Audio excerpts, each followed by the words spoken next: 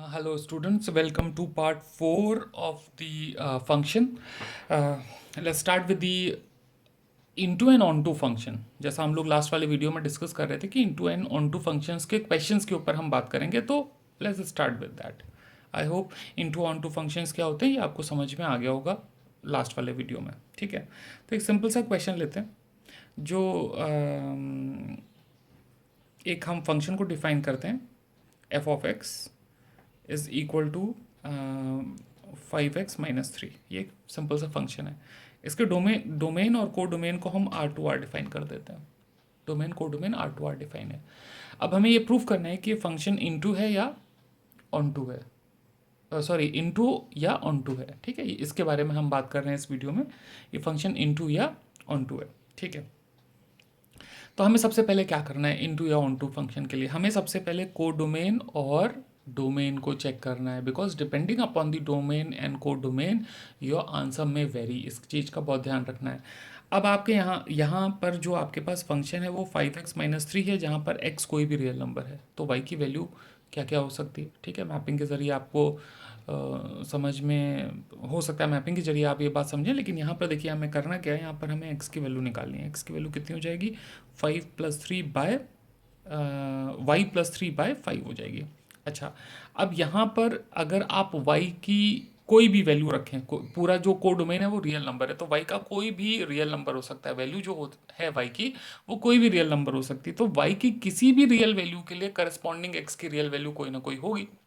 इसका मतलब ये हुआ कि अगर हम यहाँ पर रियल नंबर्स हैं, यहाँ पर रियल नंबर्स हैं, और ये एक्स वाई फंक्शन इस तरीके से, यहाँ पर कोई भी रियल नंबर होगा उसकी कोई ना कोई प्री इमेज होगी ही होगी. ये हमें इस चीज़ से समझ में आया, इस एक्सप्रेशन से यहाँ पर समझ में आया कि for any real y we will be having corresponding pre image a real x. ठीक है, तो यहाँ से हमें ये पता लग जाता है कि यहाँ पर कोई भी एक ऐसा एलिमेंट नहीं होगा पूरे वाई में जिसकी कोई प्री इमेज ना हो, इसलिए फंक्शन क्या हो जाता है, ऑन टू हो जाता है.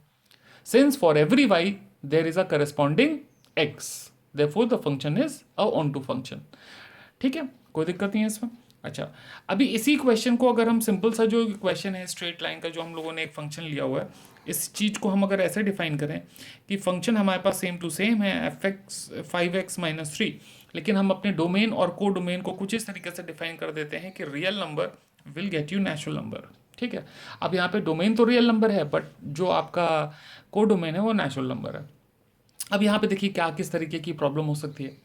यहाँ पर क्या हो सकता है, या यहाँ पे किस तरीके से हम क्वेश्चन को कर सकते हैं. यहाँ पर भी हमें y is equal to 5x-3 लेना है, और यहाँ पर x की वैल्यू फिर से हमें ये मिल जाएगी y+3/5. अब आप यहाँ पे देखेंगे y की जगह हमें क्या रखना है, नेचुरल नंबर रखना है. For every natural y you will get a real x, जो कि यहाँ पर आपका डोमेन है ऑलरेडी.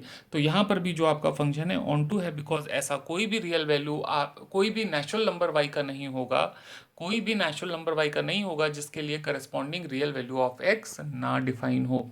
ठीक है, इसी तरीके से अगर इसी फंक्शन को फिर से हम समझने की कोशिश करें, जहाँ पर हम नेचुरल नंबर टू रियल को इस तरह से डिफाइन कर देते हैं कि आपका डोमेन जो है वो नेचुरल नंबर है, बट को डोमेन आपका रियल नंबर है. तो क्वेश्चन नंबर 3 को हम इस तरीके से समझने की कोशिश करते हैं कि 5x-3 है, same question, but domain and codomain are differently defined. ठीक है, defined in different manner. So y is equal to यहाँ पे अगेन 5x-3 हो जाएगा. तो x की वैल्यू कितनी हो जाएगी, y+3/5. यहाँ पे हम x की वैल्यू को y के टर्म्स में निकालते हैं, so that we can see that for what values of y we have corresponding x और वी डोंट हैव. ठीक है, तो depending upon that we will decide whether the function is into and onto. अब यहाँ पे बेटा y तो कोई भी रियल नंबर हो सकता है. y can be 0, y can be -1, y can be +1, y can be √3, y can be -√3, कुछ भी हो सकता है, rational irrational. y can be any real number. तो बट यहाँ पर x की वैल्यू क्या निकलनी चाहिए, सिर्फ नेचुरल नंबर ही निकलनी चाहिए. ठीक है, सिर्फ नेचुरल नंबर ही निकलनी चाहिए. अब यहाँ पर आप को थोड़ा सा ध्यान देना पड़ेगा कि नेचुरल नंबर ही निकलनी चाहिए. तो क्या होगा भाई, अगर आप यहाँ पर y की जगह 1 रख देते हैं या 0 भी रख देते हैं, 0 और 1 दोनों, जैसे suppose y is equal to 0 रख देते हैं, तो x की वैल्यू क्या हो जाएगी, 3/5 हो जाएगी. x की वैल्यू 3/5 हो जाएगी. ठीक है, तो अगर हम कहेंगे कि y इज इक्वल टू 0 का क्या कोई प्री इमेज होगा, तो नहीं होगा, क्योंकि x की नेचुरल वैल्यू नहीं आ रही है क्योंकि नेचुरल वैल्यू ही डोमेन में है। तो अगर इसको मैपिंग के जरिए समझने की कोशिश करें तो यहाँ पे सिर्फ नेचुरल नंबर है, 1 2 3 4 5 एंड टिल इन्फिनिटी, और यहाँ पे पूरे के पूरे क्या हैं, रियल नंबर्स हैं। तो अगर हम रियल नंबर में अगर हम जीरो रखते हैं तो जीरो का क्या कोई करस्पॉन्डिंग प्री इमेज यहाँ पर होगा? आपको ये समझने की जरूरत है कि क्या कोई करस्पॉन्डिंग प्री इमेज होगा।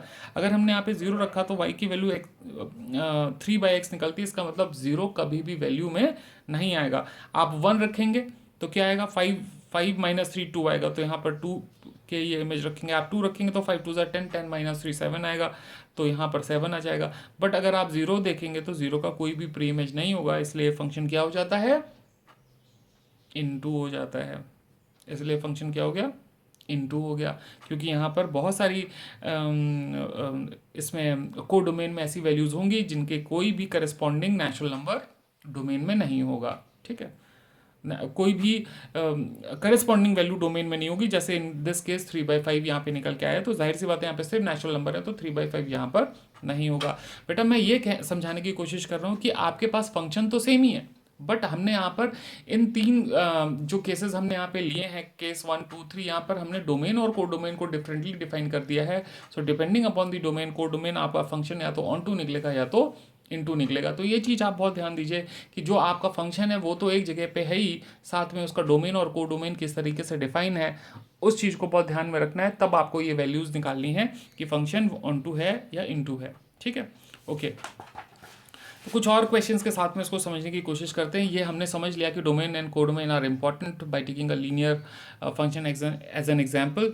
अगर हम एक और क्वेश्चन लेते हैं, जैसे f x is equal to, अगर सपोज हमने x² प्लस 4 कर दिया है और यहाँ पर रियल टू रियल हमने ये डिफाइन कर दिया है, तो क्या ये फंक्शन इनटू या ऑन टू में से कुछ है? कौन सा है, इनटू या ऑन टू में से क्या है? तो हम कैसे डिफाइन करेंगे, कैसे पता लगाएंगे? तो यहाँ पे let y is equal to x³ plus 4 कर लेंगे, तो यहाँ पर x³ की वैल्यू आ जाएगी y-4 और x की वैल्यू हो जाएगी y-4 डिवाइडेड बाय की होल पावर 1/3। अब यहाँ पर y की जगह कोई भी रियल नंबर आ सकता है, कोई भी रियल नंबर आ सकता है। तो for every possible real number जो भी हम y का रखें, हमारे पास करस्पॉन्डिंग x होना चाहिए, जो कि रियल नंबर आ गया ना। ठीक है, एज पर द डोमेन।